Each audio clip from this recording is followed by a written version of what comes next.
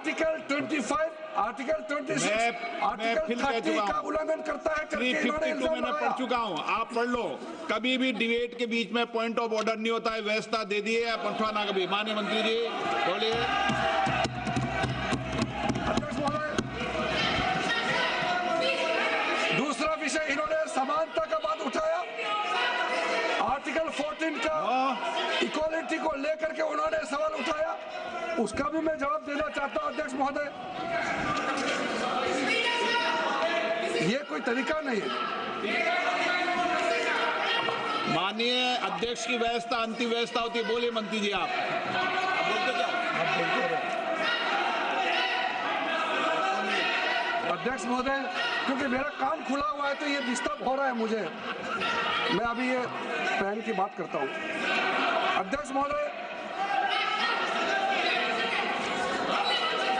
महोदय, ये वक्फ बोर्ड का जो काम है, ये बेसिकली वक्फ प्रॉपर्टी को जो संभालने वाले मुतावली और जो वक्फ प्रॉपर्टी को व्यवस्था करते हैं उसको संचालित करने के लिए ये गवर्नेंस का, सुपरविजन का एक प्रावधान है। किसी भी तरीके से वक्फ बोर्ड वक्फ प्रॉपर्टी को मैनेज नहीं करता है।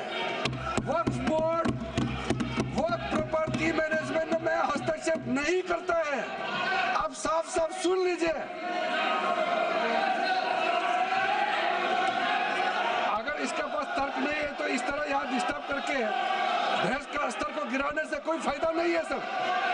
ये कोई तरीका नहीं है सर। बोलते जाओ सर, वक्फ बोर्ड का क्रिएट करना एक जो वाकिफ होता है, जो अपना विलिंगली वक्फ क्रिएट करता मैंने है। व्यवस्था दे दी है। आप जब समय हो तो बोले नो, प्लीज बैठिए। ये तरीका ठीक नहीं है आपका। बैठिए आप। नो, बैठिए। माननीय मंत्री जी, सूची है 2013 की प्रॉपर्टी निकाल बताना सूची मंगा देते थे। कहते भी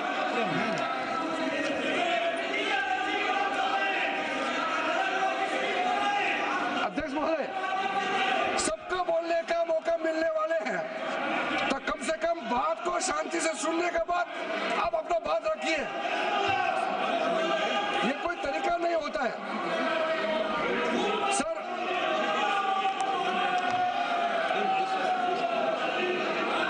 अध्यक्ष महोदय, ये जो उन्होंने गुमराह करने का कोशिश किया गया है, ये मैं कुछ केसेस आपको बताना चाहता हूं सर। आप देखिए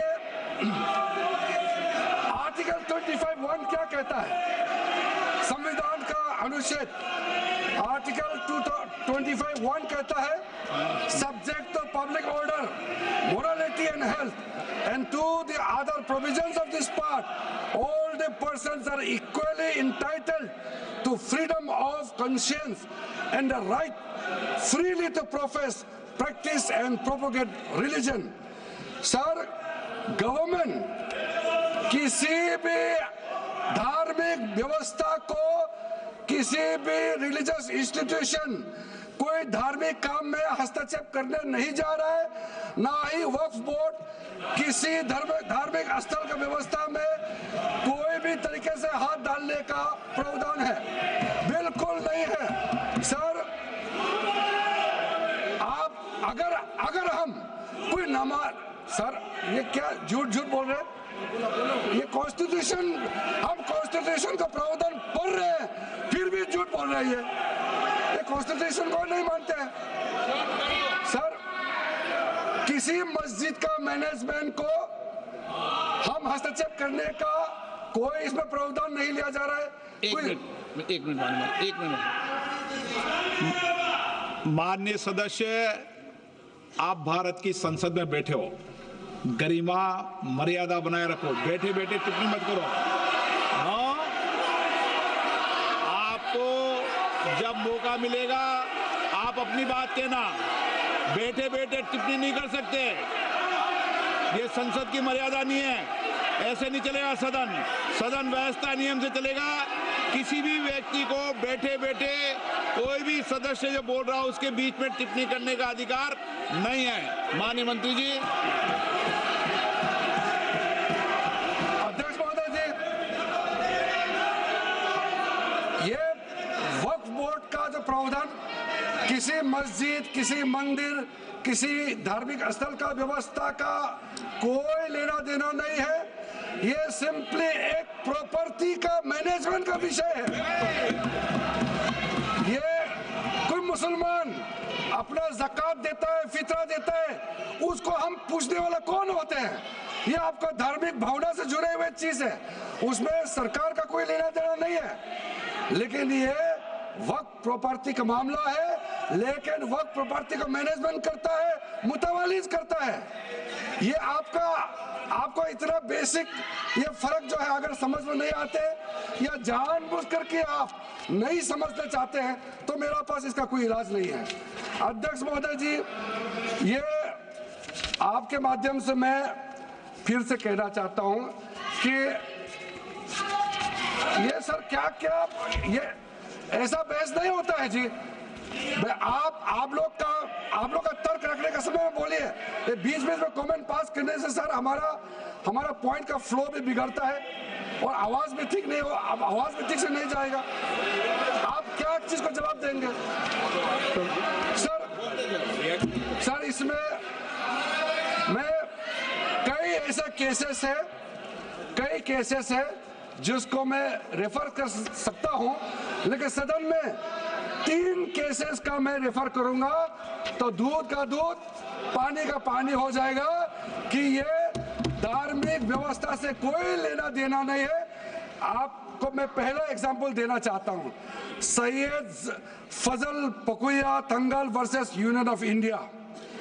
इसमें क्या केरला हाईकोर्ट का फैसला है। केरला हाईकोर्ट ने कहा The Waqf Board is a statutory body, pure and simple. It is not a representative body of the Muslim community.